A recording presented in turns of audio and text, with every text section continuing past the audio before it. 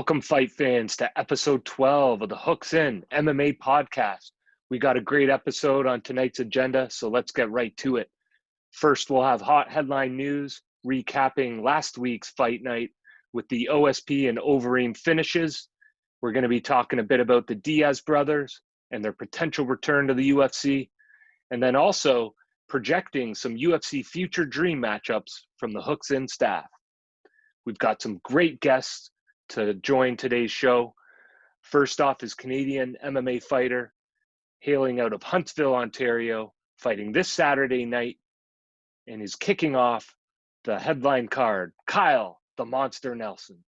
He's coming off a KO win in the UFC, so you better tune in for this interview and tune in for his bout Saturday night. Second, we have a UFC legend coming on the show. He has over 120 pro fights, three finishing wins over Chael Sonnen, and gave the first pro defeat to Chuck, the Iceman Liddell. We are welcome to bring on Jeremy Gumby Horn. And then finally, we always have to get our betting money out and listen to some easy lines. He's going to be previewing Waterson Hill fight night coming up this weekend at the Apex. So get your Bet365 accounts ready. Kicking things off with hot headline news, we have Adam Davidson. Thank you, Ben. Last week's fight, unfortunately, I was in the middle of the bush camping. I didn't get to see it, but I heard about a couple big finishes. Obviously, Overeem, the main fight, and OSP. I know some of my Hooks In alumni brothers watched the fight. Anyone want to touch base on those two finishes? Josh? Yeah, so we had OSP with a clean knockout, going backwards, counter, left hook. And then Overeem, he played rope-a-dope. It was awesome. He let Sakai kind of unload on him. He must have gave Mark Hunt a call to borrow his chin for the night because it was unbelievable the shots he was taking. He was able to get Sakai down, broke two of Sakai's ribs, dislocated two other ones, and smashed him out for a ground and pound finish. What about the OSP finish? How'd that play out? So he was running backwards or moving back. What's the name of the guy? Metafield. Yeah, he was charging in, throwing wild hooks, getting frustrated at OSP. OSP set him up. He slipped back, moving backwards, counter hook, lights out. What do you guys think potential matchup for Overeem is now after that one? I'd personally like to see, we talk about Jones's move up into the heavyweight division, vacating his title at light heavyweight. Brock Lesnar's come up in the news. How realistic is that? Miocic really should be rematching Francis again. That should be next. Ngannou's earned it. I think it's perfect for Overeem in his last title run here, which he's said on numerous occasions, to welcome Jones to the heavyweight division. It's good for both. I think based on, where they are, Jones's legacy at light heavyweight being one of the best ever, and Overeem, with his latest win and then, being successful other than late in one of the rounds he fought recently, I think that was against Rosenstrike, to maybe have a title shot from the winner here. So if Francis beats Miocic, I really hope they don't do a 3 right away. But if Miocic wins, then Jones or Overeem gets the title shot. That's what I'd like to see. Yeah, that'd be a good matchup. Might be a tough one to make. Overeem and Jones are teammates, if I'm not mistaken, at Jackson Wing. So I don't know how willing they'd be to fight each other, but it'd be an unbelievable matchup for sure. I do say that as well, because Overeem said he would like to welcome Jones into the heavyweight division, so it's possible. That's true. I just don't see Jones not getting a title shot, or Lesnar. I'd personally like to see Overeem fight Rosenstrike again, because there's nobody above him other than if Jones was to come up into the division. There's nobody ahead of Overeem that he isn't matched up right now. He won 14 minutes and 58 seconds of the last fight. Got caught. Ref could or could not have let it go an extra second until the bell went. Just an interesting storyline. See if he can dominate again. If he does, then he's right up there for a title shot after Jones, I guess. Well, we all know that Lesnar's probably not going to fight in UFC because he's never going to pass a piss test. You saw it. You saw us coming after Lesnar. They'll just leave it till after his fight again. Yeah, exactly. Like they didn't know. Next big topic: Nick Diaz returning to the UFC. A couple fighters have already come out calling him out. Darren Till, one of them. Stephen Thompson said that he would welcome him back into the ring. And then DC said that he would like to see Nick Diaz fight Leon Edwards. What do you guys think? Do you guys think he's actually coming back, or it's just fake news, or what do you think some potential matchups could be? Z-Balls? Yeah, well, I definitely think it's real this time. There were some videos on the social media showing him looking pretty lean, pretty well fit. He's actually gone through a fight camp apparently, so that shows me that he is serious, and he is getting ready for potential fight probably in early 2021.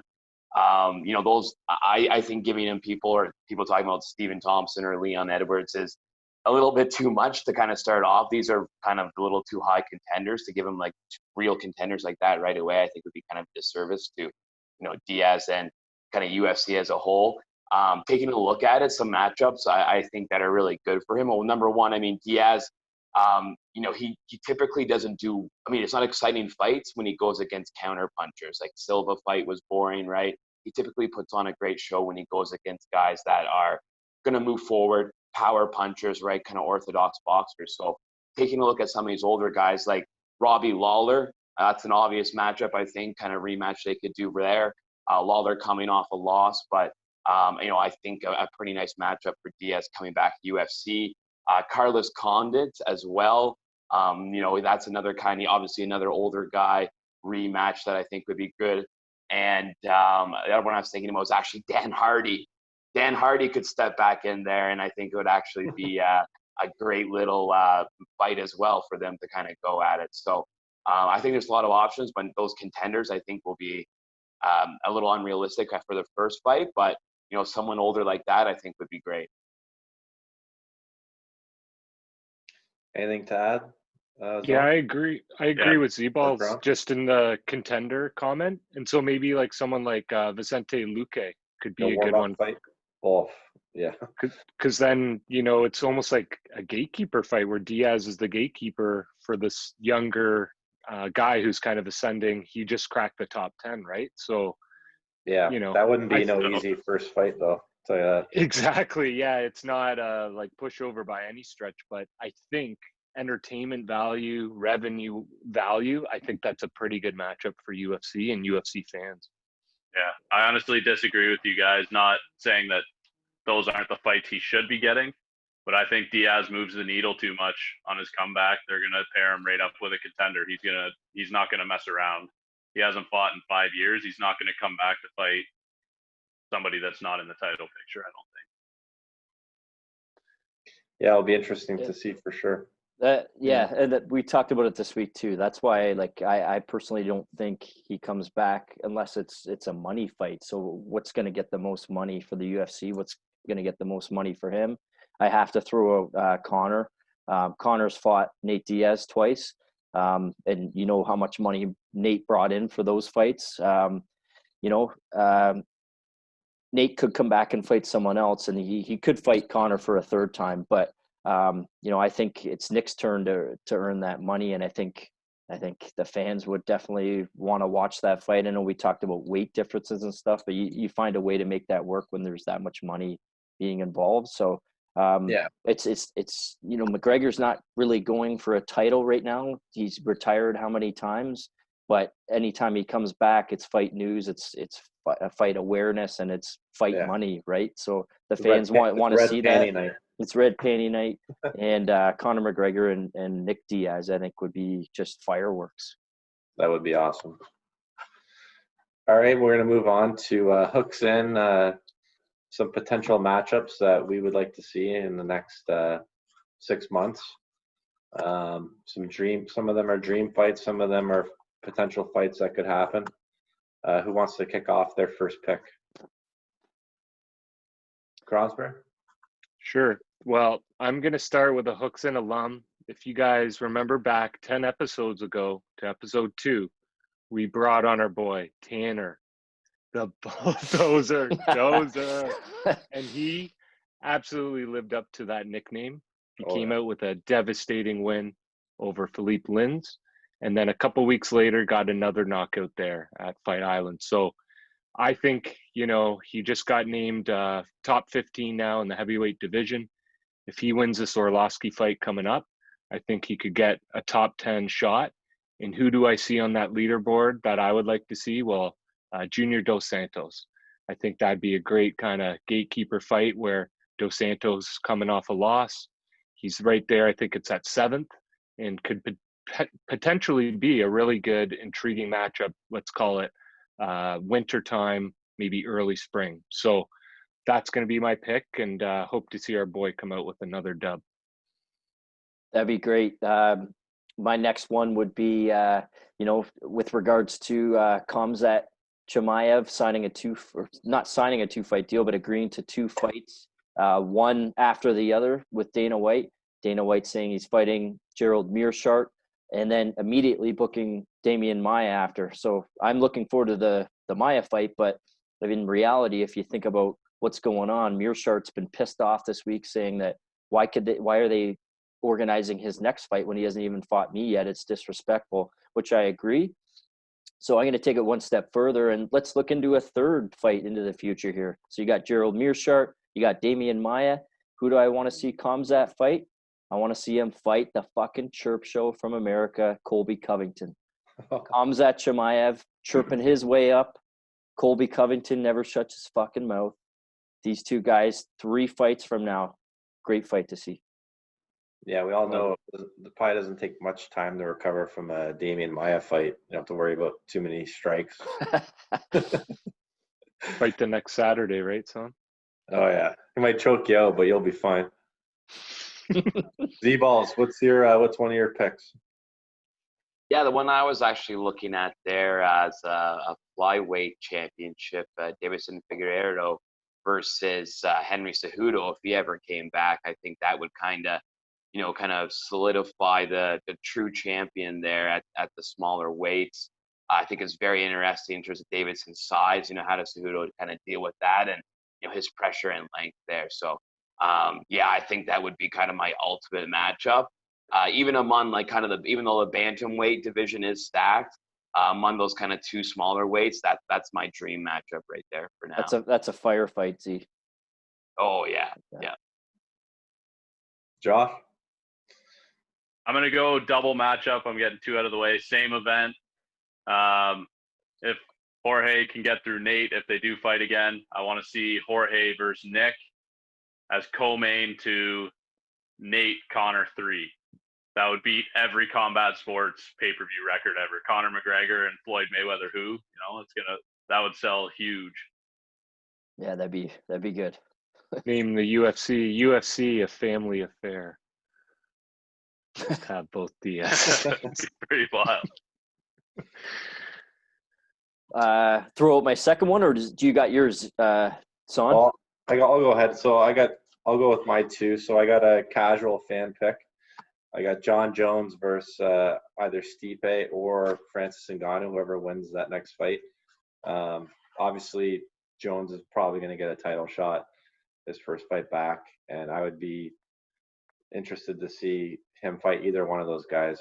I think him moving up a weight class, you saw what he did to DC. DC, moved up the heavyweight, won the belt. Obviously, he ended up losing it.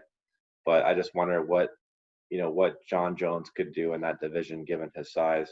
He could solidify himself being the GOAT. I think we all agree that GSP is the GOAT for now. But I think if John Jones was to move up to heavyweight and then dominate that division, there's no arguing that he's the best mixed martial arts And then bit of a sleeper pick. I've got Bryce Mitchell versus Ryan Hall. I've been a big fan of Bryce Mitchell since the Contender Series. Normally, I don't get too excited about guys that like fighting on the ground, but he brings a different game. I think everyone's, if they haven't seen it, watch the Bryce Mitchell versus Charles Rosa fight. I think he had 2 or 3 twister submission attempts. It was just a back and forth exciting fight. 200 or 300 maybe. Yeah.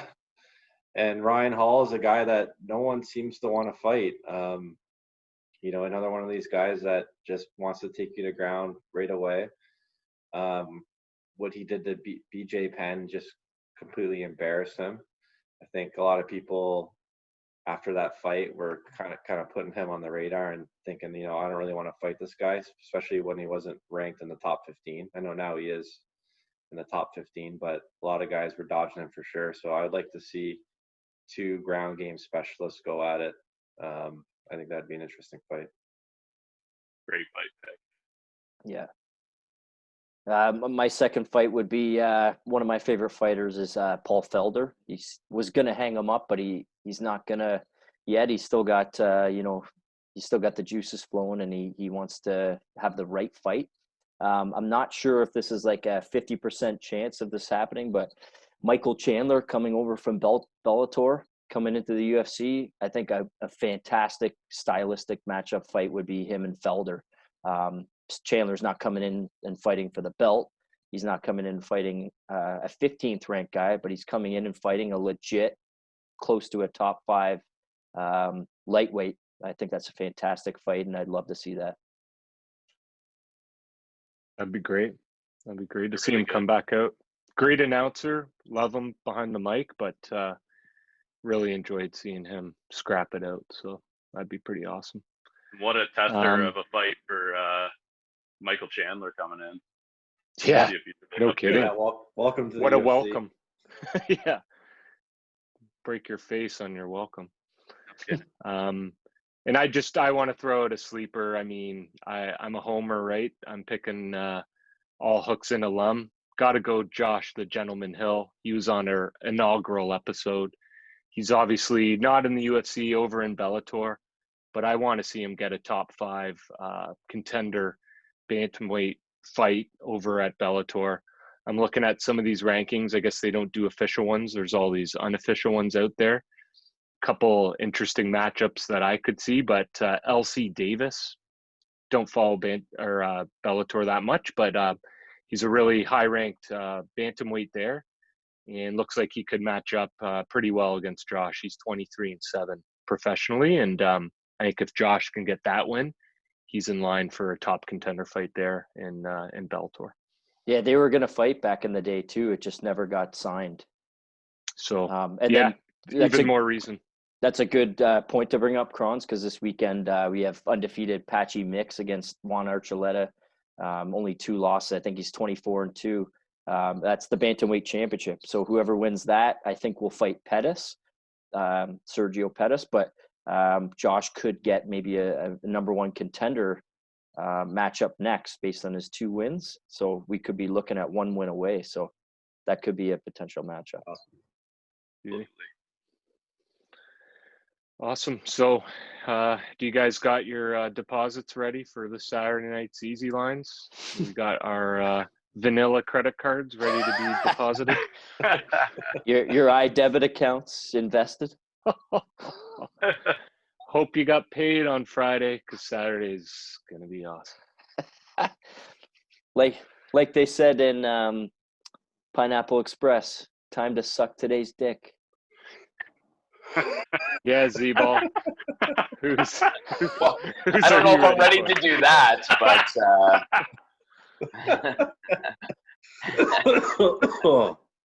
well, there's an edit. Yeah, exactly. There's but no, that's your big one. That's your BBC, as they say. There's main event this Saturday, women's strawweights. It's between Michelle Waterson and Angela Hill. So, this is basically kind of a pick 'em fight. Waterson's slight underdog at plus 100, Hill's a minus 125. Waterson's coming off a split decision loss to Esparza. Another decision loss to Joanna before that, but was on a 3-fight winning streak previous to those losses. Angela Hill coming off a little bit of a controversial decision loss herself to Claudia Gadelha in her last fight. Was on a 3-fight win streak as well before that. This will actually be Angela's 4th fight this year already, if you can believe that. So she's been really active as well. With these two fighters and kind of with, this type of weight division, certainly, the overs looking fairly obvious. You're not really going to be able to make money on it. I think the 2.5 or over 2.5 was like a minus 500 or something. To go to decision even is minus 275. So, certainly you can look to parlay that with something earlier in the night, but you're not going to be able to make a ton of money off that. I think really what you're looking for here is to choose someone by decision. This is a tough fight to choose. They both are coming off, as I said, split decision losses to good fighters, but they both look really, really excellent in there. I'm going to go with Waterson on this one, plus 187 as decision. I think the extra juice there makes it look a little more attractive. And, she's been fighting a lot of great competition for a little bit longer than Angela Hill. Angela Hill has really improved her last couple of fights and certainly the last year, but I think she runs into some problems here and can't deal with the distance as well and ends up losing by decision. What are you guys thinking? Just with regards to that fight or another one? Oh, whatever you're feeling. Yeah, you can jump in on that one or some more, because that's basically my main pick of the night. I just have one two fight parlay. So Roosevelt Roberts, he got caught against Jim Miller. I think he's going to bounce back. He's minus 125 for money line, and I'm not sure about this about the co-main event, Worthy and Ottman Azatar. I'm not sure how Worthy is the betting favorite here. He has 2 huge knockout wins, but in terms of like the multifaceted mixed martial artist, Azatar hasn't lost yet, and Worthy's looking for the knockout punch all the time. I think Ottman mitigates that, and what I would do is make that a two fight parlay. I'd take money line Ottman, money line Roosevelt Roberts. That's what I'm looking at for those two. So I'm going to jump on that this weekend. Beauty Zoni. Well, we should break down and analyze a little bit our guest on this week's episode, Kyle the Monster Nelson. What do you think's going to happen in that fight as they kick off the main card? Sony. See? I guess we got to. Yeah, well, we got to go with Nelson here, right? Obviously plus 200, Huxon family. I like the underdog play there personally. I'm always willing to jump on an underdog as part of the family. So, that sounds good to me. Yeah, who's this guy he's fighting? He says he's only 2-0. Like, is it one of his first fights or? No, he's 14-2, I think, or 15-2, something like that. The UFC website is absolute shit. So Corentillo is a really good fighter, but he fought the Alpha Ginger his last fight and didn't look overly definitive. Nelson's been saying he could beat him at any part of in the cage. He's saying he's better than him everywhere. I know that he brings the fight forward. So he's had 3 fights in the UFC. He's 1-2, Nelson, and all 3 have been really, really low unders. So I'm not an under or an over pick. That's where Z is been really, really good percentage wise, but I would look at this being an under. I'm not sure, under 2.5 or whatever, but Nelson always brings the fight. Either he loses quick or he wins quick. I think he's going to bring it the way he's been talking. He's coming forward and he's going to try and end this thing in the first. That's what he said. So I'm not sure what the value is or what the lines are for that, but Yeah, unfortunately, they don't have them on Bet365 right now. Just the Waterson and Hill one, but that sounds pretty good to me. And yeah, exactly. Like his 3 fights in UFC all ended in finishes. So, whether he won or lost, right? So he certainly looks to have exciting fights, and that looks pretty good. Obviously, Easy Lines is a little light on the type of fights this week, but next week's card, I mean, yes, as we were saying before, looks a lot better, a little bit more stacked. Hamzat's on that. Woodley. I believe even is Cowboy on the one next week. Yeah, and Price, Nico Price. Yeah. TJ Laramie or Hooks in MMA. Yeah, it's a good alumni. card. So we're definitely gonna have a few more plays for that. Next week we'll have more odds on more of those fights as well, and certainly the pay-per-view after that. So stay with us here. We've been having a great summer on the Easy Lines. Let's see if we can continue it into the fall. Let's do it. Enjoy tonight's episode. Enjoy these interviews, and good luck this weekend. See you next week. All right, next on the Hooks In MMA podcast, we have 13-3, Huntsville, Ontario UFC vet. Looking forward to his fight on June 27th here against Sean Woodson. Welcome to the show. Yeah, thanks for having me on. We really appreciate that. So first off, we were talking a little bit earlier just about, where you grew up. I went up north as I grew up and enjoyed going up in the summer times and doing a lot of fishing and hanging out with the family. So you're from Huntsville, Ontario. So just kind of tell us a little bit about, growing up there and what that was like. Yeah, Huntsville's definitely a small town. It's grown a lot over the years. Definitely when I was growing up, it was a really small town. So, everything we do was kind of outdoorsy. So, a lot of fishing, hunting, four-wheeling, just running around in the bush, having a lot of fun like that. When I grew up, we didn't have like a Walmart or any of the big chains or anything like that. So, it was definitely kind of a small town living. Yeah, and I was up in Perry Sound last week, and just another place that was smaller growing up and not a lot of stuff. And then you get a lot of box stores up there, and things, continue to grow as they do within Canada, but in smaller towns, just, Binbrook's just up the street from me. And when I grew up, it was campfires and all that stuff. And now it's booming. It's got everything there. So, so just curious what age you started training, kind of what, brought you to be an MMA fighter? Did you start off with a specific discipline, and how did that evolve from there? So at first I wanted to be a boxer, but up in Huntsville, again, a small town, there wasn't really any boxing. So when I was 14, I started getting a little more serious at wanting to try boxing. So, I checked out the yellow pages and stuff, and the only thing I could find was Muskoka Kickboxing. It was about half hour south of Huntsville in Bracebridge. Okay. So I started going there, and they did jiu-jitsu and kickboxing. So I started doing both classes just to make the trip worthwhile. And then I did that for a couple months maybe, and then the first season of The Ultimate Fighter came out.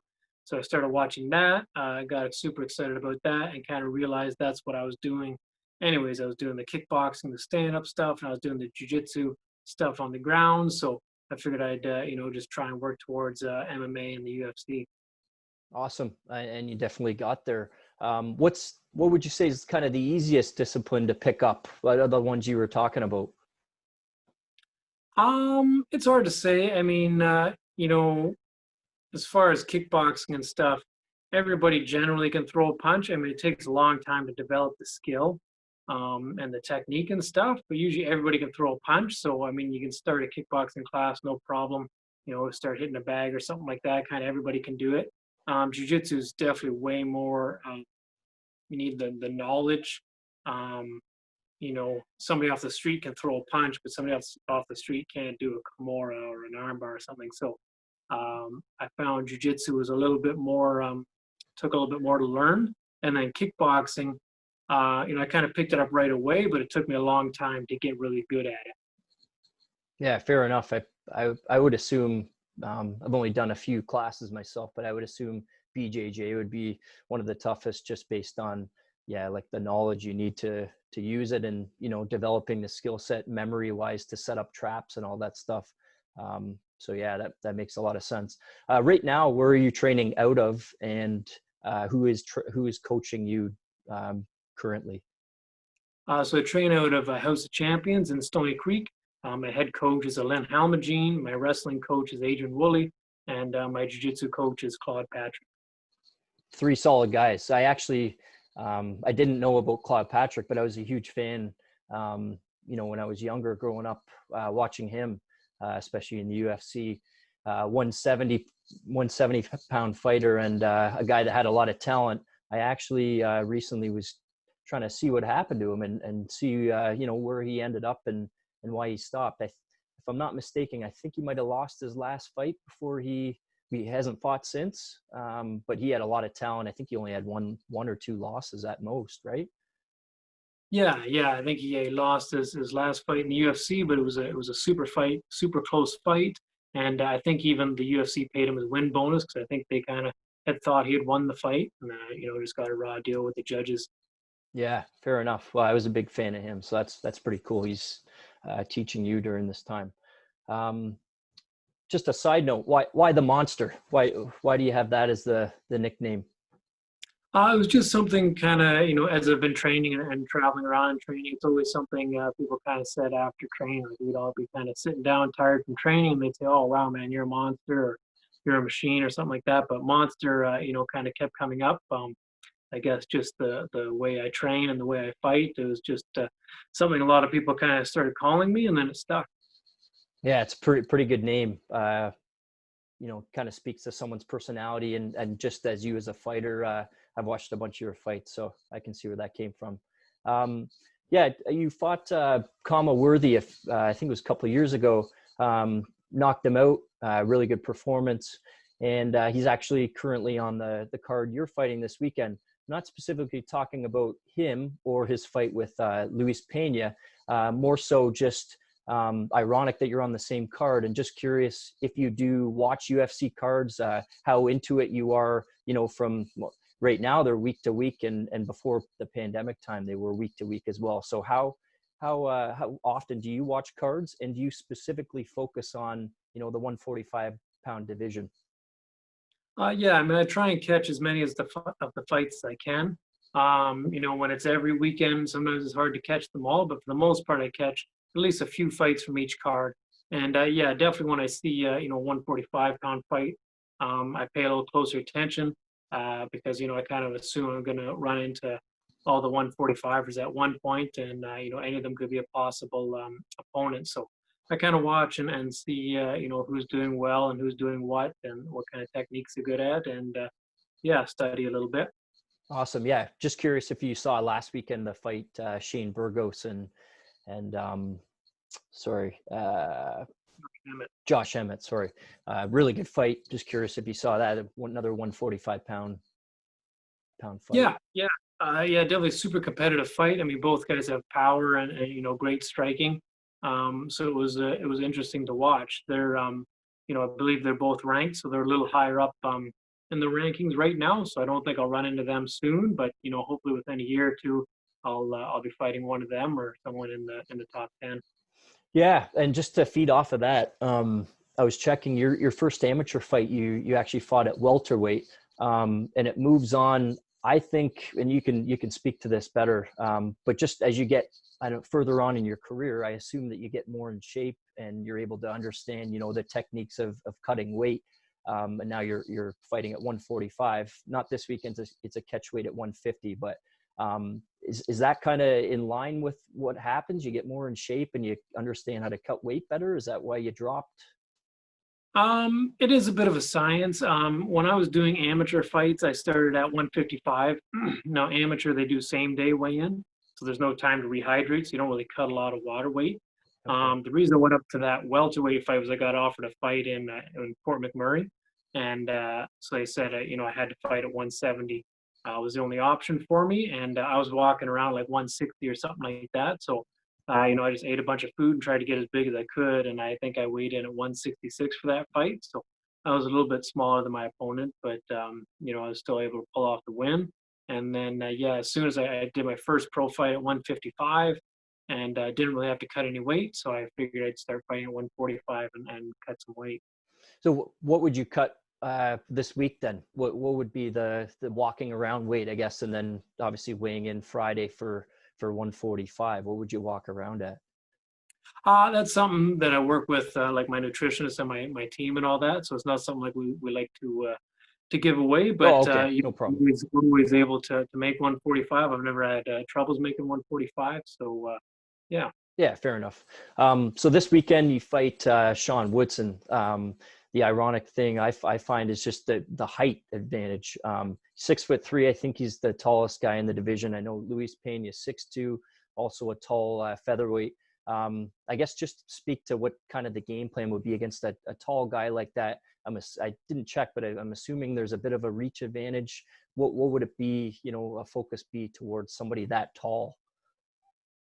Yeah. So, I mean, being that tall at 145, I'm not really sure if it's going to be an advantage to try and get down to 145. Being that tall, he's going to have to sacrifice a lot of muscle, a lot of strength. So I think he's sacrificing a lot to be at 145, and I don't think that's really going to work out for him in this fight. But I mean, striking wise, all I got to do is put my hands on him and hit him, and I'll be able to put him away just like I did with Kama Worthy and just like I did with Polo Reyes.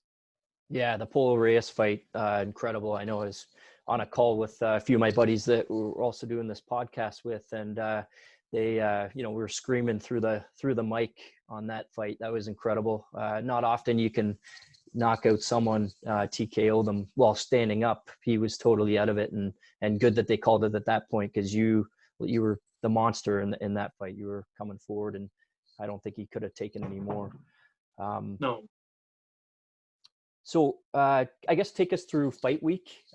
What happens during fight week? I know we talked about cutting weight and stuff like that, but you were training tonight. Is it a little lighter? Do you eat it a certain way, a little bit differently? What happens fight week? Like so far right now, just kind of doing the same thing. Still training, not going 110% on training, but still working hard and keeping the cardio up. Just waiting for the UFC to book my plane tickets and stuff for me to fly down to Vegas. But I believe tomorrow we're going to be doing COVID tests, and then a COVID test again on Friday. Obviously cut weight a little bit Thursday and Friday, and then the weigh-ins.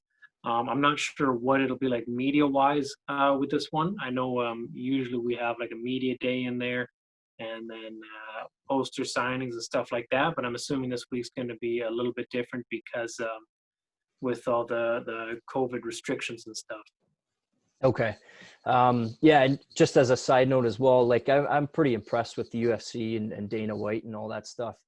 Just in terms of our times like this and finding a way to get fights going on. I know they released a video today on the Instagram account and talking about Fight Island and basically, how these other sports are taking a halt because there's been, increased cases and all that stuff. Not just being a biased MMA fan, but just really impressed on the protocol and finding a way to work with the government and all that stuff to make these fights happen. It's great for the fighters and it's great for the fans as well. So next, just a little bit about fighter salary. So obviously the big names in the sport, coming out and talking about, how they should be paid more. And when you look at boxing and some of the big events that have happened in the last few years with, Mayweather and Canelo and all those guys, when you look at those paydays, you're like, okay, I can understand this, but I mean, can you really compare, the top level guys in the UFC compared to the bottom? Like you're coming into the UFC and maybe you sign a 4-fight contract and you got a minimum pay that you're going to get, but do you agree with some guys coming out, and do you think there should be a fighter union? So yeah, with the bigger name fighters, I have no clue what their contracts look like. I'm sure they're making lots of money. Whether or not they think they're making what they're worth it's hard to say because we don't know what they're making, and then some of them don't really say what exactly they think they're worth. So it's hard to tell.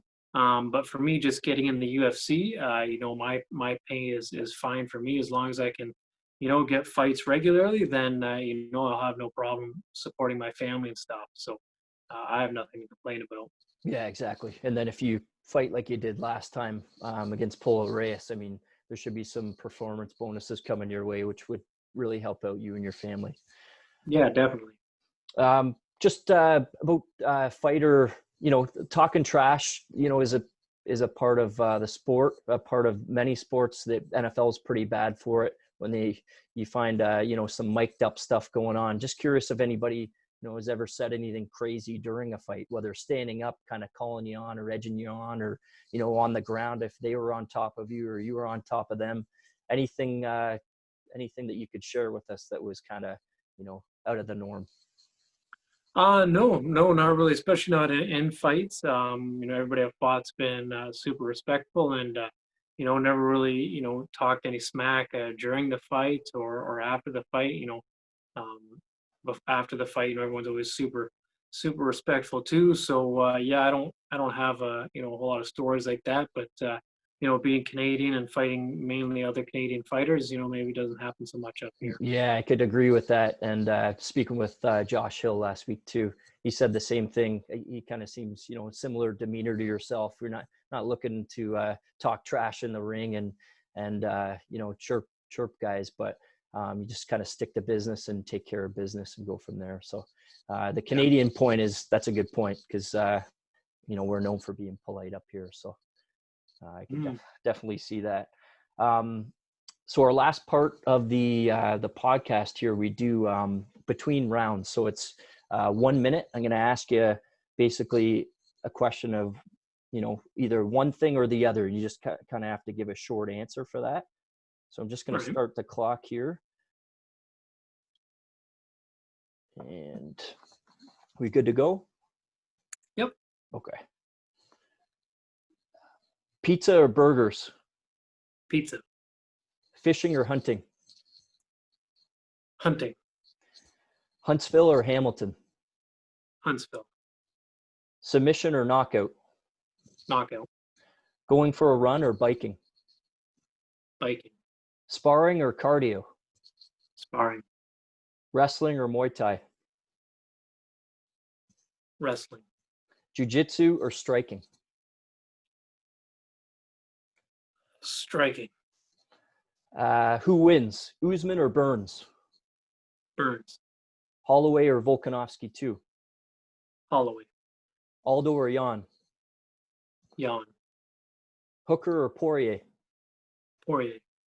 Tanner Boser or Philippe Lins? Tanner Boser. Kyle Nelson or Sean Woodson? Kyle Nelson. First round knockout. Just going to say, decision or finish? We got that answer. Holloway or Volkanovski 2? Holloway. And who would Kyle Nelson want to fight, Holloway or Volkanovski? I'd like to fight them both, but we'll start with whoever's got the belt, and then I'll beat the other guy after that. Awesome. Last part here, just any sponsors or shout-outs, that you want to give before Saturday. Yeah. So obviously my coaches already mentioned, my teammates, Benny, Mo, Deanna, Dennis, everyone that's helped me out before the pandemic, obviously, and that'll be back to help me out after. My sponsors, Moose Delaney's, The Sport Lab, Sheath Underwear, Muskoka Reynolds, Cooler Meal Management Bags, Urban Beard, and Highlander Brew Co. Awesome. Thanks. And you have a family of your own? Yep. Yeah. Wife and 2 sons. Well, a late happy Father's Day to you, and we really appreciate your time. Kyle, the Monster Nelson, big win coming up this Saturday. We look forward to watching that. This is Hooks in MMA. Thank you very much. Thank you. So there was a late replacement fight against Sean Woodson. We have Kyle Nelson on here, and he wasn't able to fulfill that fight in Vegas. Unfortunately, we were really looking forward to that. So Kyle, he's been waiting for a while here for a call. Didn't hear anything, and he's just waiting to get back in the cage, and finally got a call. So Kyle, who are you fighting next, and when is that? Yes, I'll be fighting Billy Quarantillo September 12th in Las Vegas. Yeah, so you were looking forward to spending some time with your family. I know that because we were chatting about your fight with Sean Woodson. It fell through. I don't know if it was frustration or whatever, but it's you haven't fought since last year, and I know you've been itching to get into that cage. So how's training been going? Were you able to spend some time with your family, and how excited are you for your fight in a couple weeks here? Yeah. So I mean, after my last fight last September, I stayed in shape, hoping for a fight. Didn't really get anything. Then obviously this whole quarantine thing started. So I just kept training, stayed in shape. Obviously, I had to switch my training up a little bit, but I've been staying in shape. And then we got that short notice fight against Sean Woodson. But unfortunately, I believe it was around 2 weeks' notice, that we weren't able to get my visa pushed through. With the government being the U.S. government being shut down and a little bit slower and stuff like that, we weren't able to get it. So that fight fell through. Then I stayed in shape. I went to Fight Island to help corner one of my teammates. So I stayed in shape just in case something came up over there. Unfortunately, nothing opened up for me there. So when I came back, I decided to, I was going to take a week or so off and spend it with the family. And I'd been it took like maybe 2 days off, and we got the phone call. So I didn't really take any time off, maybe a day or two, and then it was right back to training. So I wasn't out of shape. I kind of just stayed almost in that same training camp the whole time. And I feel like sometimes in life, like that's just the way things go, right? Like you maybe wanted to spend a little bit of time with the family, but then something comes up and you get a call and that you can't really say no, I'm sure. So and you probably wanted to get in the cage. So I think it's worked out, and you got a game opponent with a really good record, and I think it's going to be potential fight of the night candidate. So we're hoping for that. We at the very least maybe get a W and performance of the night for you. But just speak to Billy Quarantillo as an opponent, and just a little bit about him and what you know of him. Yeah, so I mean, I've seen some of his fights. He doesn't really look like a killer to me. He's he's a little bit more of a survivor, especially in his last fight, against the Alpha Ginger. I mean, he just kind of weathered the storm. It took a bit of a beating, but survived. Then as the Alpha Ginger kind of got tired, it went a little back and forth, and then into towards the third round, he started taking over. So it was a super close fight. But I didn't see him really with too much amazing offense. A little bit of striking. He's a Brazilian Jiu-Jitsu black belt. But yeah, I wasn't super impressed with him anywhere. So I think he's kind of an all-around guy. I think for him, his best bet will be to try and eke out a decision like he did against the Alpha Ginger. But I'm not going to let him do that. I'm bigger, stronger, faster, definitely more technical, and I think I beat him in all areas of the sport. So there's nowhere really where he can take me where he's going to be able to survive. So I'll be finishing him for sure. And I think there's something to be said about, not having a fight within a year, a lot of stuff built up in you that you probably want to release too, right? So I think that's going to bode in your favor. And the way that you described that the fight may finish, I couldn't really argue against that. So. Yeah. And I mean, like, even in my last fight, we didn't get to see a whole lot of my skills. I think, so far in my UFC career, you've seen bits and pieces of what I'm able to do, but I really haven't been able to showcase everything. Obviously, in the last fight, it was only about a minute and a bit long, so there wasn't a lot of time to showcase some stuff, but I showed some of my knockout power and some of my striking and clinch stuff. But I mean, even from then, that was a year ago, and I've been training full time, kind of expecting a fight, waiting for a fight this whole time. So I've made leaps and bounds, improvements in my game. So even from that Kyle the Monster Nelson to now, I've gotten a lot better. And I don't think Billy knew what he was walking into in the first place, and now he definitely doesn't know because I've improved so much.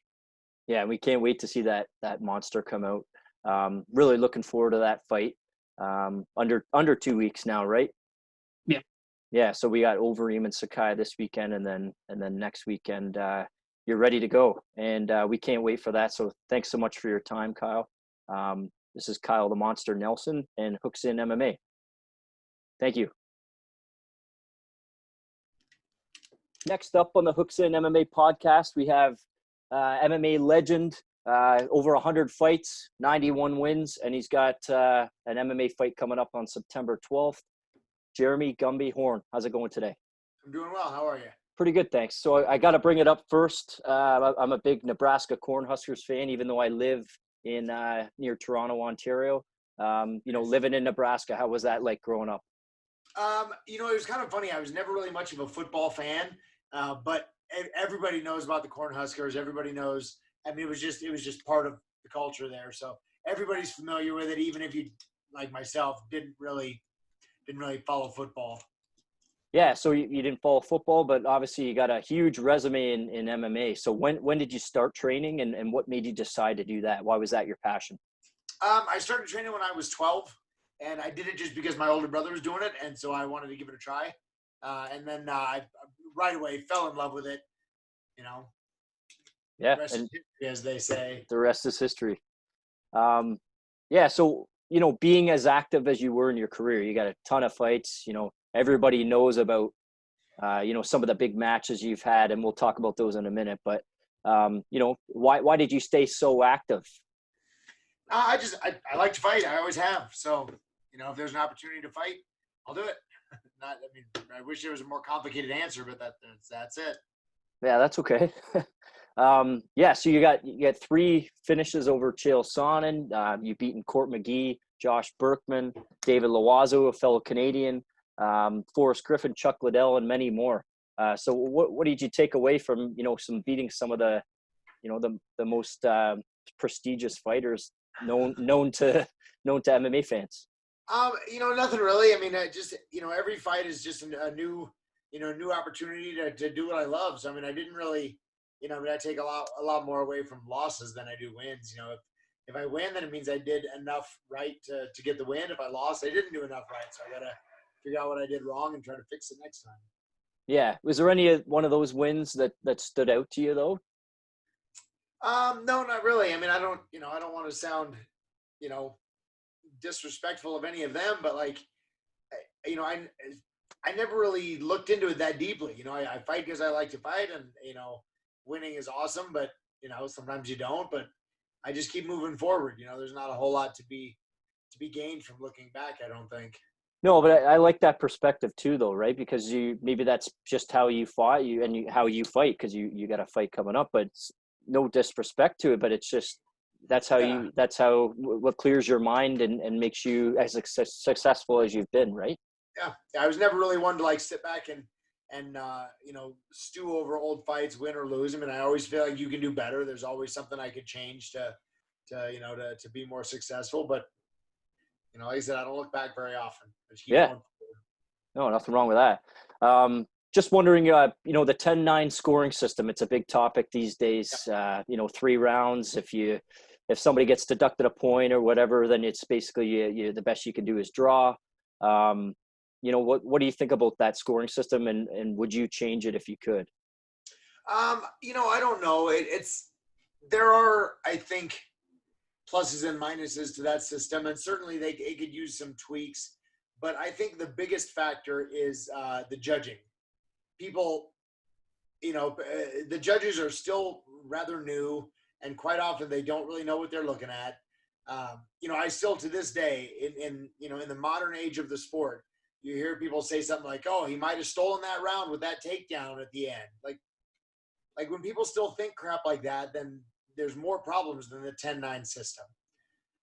Certainly, maybe half points. I know the big problem is, or one of the biggest, I should say, is that if fighter A wins round 1 and 2 by a narrow margin, it's still a 10-9. And then fighter B has to win the 3rd round by a huge margin to try to get a 10-7, to win that fight. And in MMA, you don't see 10-7s. If you're getting a 10-7 round, it's probably going to be stopped. Yeah. So, fighter B could win that 3rd round by a bigger margin than either of the other two, and still maybe get a 10-8, which makes that fight a draw. So I could see maybe half points being useful. But I think the bigger factor would be, judges being able to see that a little bit more. Rather, an additional big factor would judges being able to see that better. If judges gave, were maybe a little more willing to give a 10-8 round for. I mean, in boxing, we look at it like a knockdown. If it's, if you get a knockdown, it's a 10-8. Yep. In MMA, the judges are looking for something similar to a knockdown in order to score a 10-8. Well, it doesn't necessarily have to be that. It's one guy wins the round by a little bit. That's a 10-9. One guy wins the round by a pretty reasonable margin. Then maybe think about giving him a 10-8.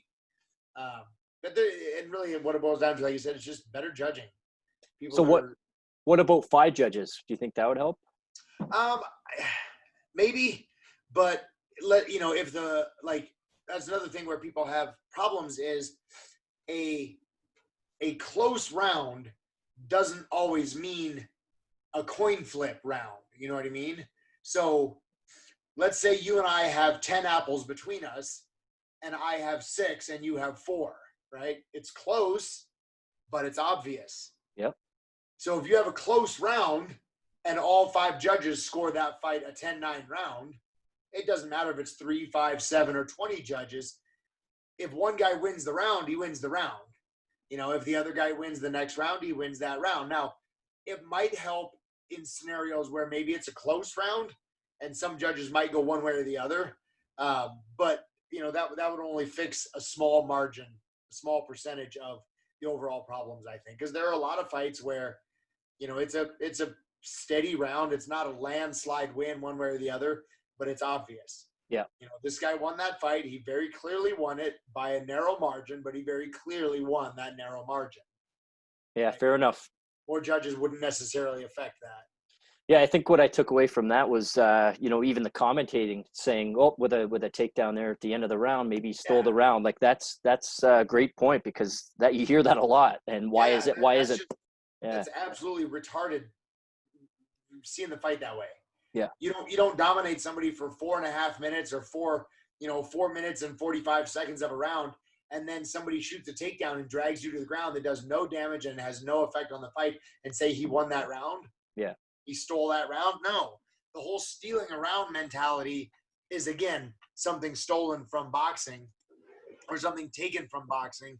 But I don't necessarily know if it should be because, in boxing, if you have one guy that's winning the round and the other guy gets a knockdown at the end of the fight, he didn't steal that round, but he won that round late in the round by getting that knockdown because the knockdown is an automatic point deduction. So, Yeah, no, it's definitely a hot topic. I wanted to get your take. So I like what you said there. You had a boxing match just over a month ago. And like I said, you have the MMA fight coming up and the kickboxing fight a week later. Who do you fight in the MMA fight on the 12th? I'm actually not real certain. Monty has been scrambling, trying to find people. And so I'm not even sure who I'm fighting. I generally don't look too much to my opponents anyway. I just try to get in shape and try to be me, and whoever's across the ring from me when I step in there is the guy I'm fighting. I usually name it weigh-ins. Yeah, no, that's good. So which promotion is that though, just so we know? I don't know. I'm sorry. That's okay. You don't gotta know. You don't gotta know. These shows are ones that are being promoted by my manager, Monty. Okay. I think one of them, the first one, the MMA fight is Extreme Challenge 249, 250, something like that. And the kickboxing match, I believe, is one of his kickboxing promotions as well. Okay.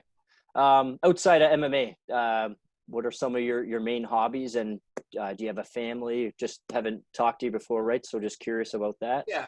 So I am, hugely involved in the shooting sports and really just training cops. I mean, I'm a huge supporter of law enforcement and military. So I've been spending a lot of time lately training with some of the local cops here, trying to get them, better polished on jiu-jitsu and MMA in general. Like I said, I'm an avid shooter, so I compete in shooting competitions, as well as trying to help people improve their skills in that regard as well. I do a lot of teaching there as well. As far as family go, you're looking at him here. Awesome. Is that a dachshund? Yep, the baby dachshund, and I've got another one over there too. So awesome. This is it. I have a corgi, so I know about the long body and short legs. Definitely. So Awesome. Yeah. So in terms of shooting, I actually, I hunt myself. So nice. I was actually cleaning my guns today, get ready for duck hunting coming up in a couple weeks. So awesome. pretty excited for that. The last segment here, between rounds, it'll be 1 minute. So I'll ask you a question. There'll be a couple answers. Your favorite food? Man, I don't really have a favorite. Maybe hot dogs. What about your favorite drink of choice? The White Monster Energy. Nice. Like it. Your favorite sport other than MMA? Would it be considered shooting, I guess? Or? I don't watch any sports. No? Boxing, I guess. Okay. If people aren't fighting, I don't watch. Yeah. Would you rather camp or stay in a hotel? I don't know. It depends on the circumstances. That's I like camping, but Yep. I don't want to camp before a fight. No, definitely not. What do you prefer, Utah, Nebraska, or other? I love Utah. When I moved out here, it really I got a chance to experience a lot of outdoor stuff, a lot of stuff I'd never done before. So I really love it here in Utah. Favorite country other than America? Japan. Okay. What's your favorite city in Canada? I don't know. I don't know if I have a favorite. My buddy Joe Dirksen was in Winnipeg for a long time, so I've spent some time there training with him. But beyond that, I didn't really travel too much through Canada other than just going to the fights. So sitting in a hotel room is about the same anywhere. If I can pause the between rounds for 1 sec, I taught out in Manitoba on a reserve in northern Manitoba, about 10 hours north of Winnipeg. And 1 week, Joe Dirksen came up, and awesome. He was teaching some stuff to some of the Aboriginal kids up there. So I got a chance to meet him and actually grapple him for a few minutes. So that was pretty cool. Joe's a great guy, man. Great guy. Good friend of mine. Awesome. Favorite genre of movies? Comedies. I have a real hard time watching any movies if they try to get too realistic because I constantly pick them apart. Yeah. Can't watch fighting movies. I can't watch shooting movies. I'm real critical of people that are stupid. So when I watch horror movies, I'm like, yeah, don't split up. Don't go down there. Don't do that. I can't, so yeah. Like really over the top comedies are about the only thing I can enjoy because I can suspend my critique of them for a bit. Do you have a favorite comedy? A few really. I mean, Tommy Boy is one of my favorites. I watch that over and over. Super Troopers, just any of that genre. Just kind of the over the top kind of slapstick humor. Dumb and Dumber fan? Yeah, that was a good one. Dodgeball is another one. Was a real good, real favorite of mine. Would you rather win by KO, sub, or 3-round war ending in a decision? Oh, a quick submission by far. Always. Yeah. I'm not fighting because I want to get beat up. Yeah, fair enough. The fight you were most proud of? My fight with Forrest Griffin. We fought in the second round of that IFC tournament in Denver years ago, and I think in that fight, I came as close as I ever have to reaching the full potential of what I'm capable of in a fight. I've said the same in other interviews. Every time you fight, you compete yourself. You said. A little bit. I play a lot of different sports, but yeah. Well, so what always happens? Every competitor does this. You sit down after the match or after the game or whatever, and you evaluate your performance. Like I could have done this better, could have done that better, and you always go over for a short while. Yeah, you have to. Even in matches you won, you're still criticizing yourself, thinking you could have done better. Yeah. And in my fight with Forrest, I came as close to being at my best as I ever have. Maximizing your potential kind of thing. Yeah. I look back on that fight and go, yeah, I did a couple things, it's always some critique, but for the most part, I did everything right. I did everything I wanted to in that fight. So who on your list would be top 3 MMA fighters of all time? Like pound for pound, I guess, right? Yeah. I mean, Anderson Silva, George St. Pierre, and BJ Penn, I think. Good. And will you make it 3 wins in less than 2 months with your boxing, your MMA fight, and your kickboxing fight? I hope so. That's definitely the plan. I've been training a lot harder than I have. The last few years have been focusing a lot on trying to build the gym. So I haven't been training myself real hard. So I've gotten back into the habit of training hard again. I've lost a ton of weight. So I'm feeling real good and healthy again. Yeah, well, we hope you do. And, you know, it doesn't matter who you're fighting. Like you said, you're gonna move forward, and you're gonna do what you do, and that's how you fight, and that's how you've always been. Any sponsors, shout outs, or social media before we finish up here? So you can find me on Jeremy Horn MMA on Instagram and Twitter. I'm not super active there, but I'm trying to get a little more in tune with the whole social media thing. Yeah. You can find me on Facebook. My gym is Elite Performance. So the website, if you're interested in checking that out, is eliteperformancegym.com. And then I'm working on building a program. I'm building a scholarship program for cops to be able to provide jiu-jitsu training for them to get them, you know, more equipped to handle their jobs, so that everybody can be able to get home at the end of the night safely. So I'll be posting more about that on different social media platforms, but that'd be about it. Awesome. That'd be a good thing for them to incorporate too. So we want to thank your dogs and yourself. We appreciate your time. Can't wait to, you know, hear and hopefully watch the fight on the 12th if it's available. And I don't know if they're going to stream it. I'll record it, and if they're not doing anything, if they're okay with it, I'll post it online so everybody can see it. Then I'll watch it then. We will watch it then. So thank you so much for your time, Jeremy Gumby Horn. It was a pleasure having you. Thank you so much. Awesome. Thanks, man. Hooks in MMA. You take care.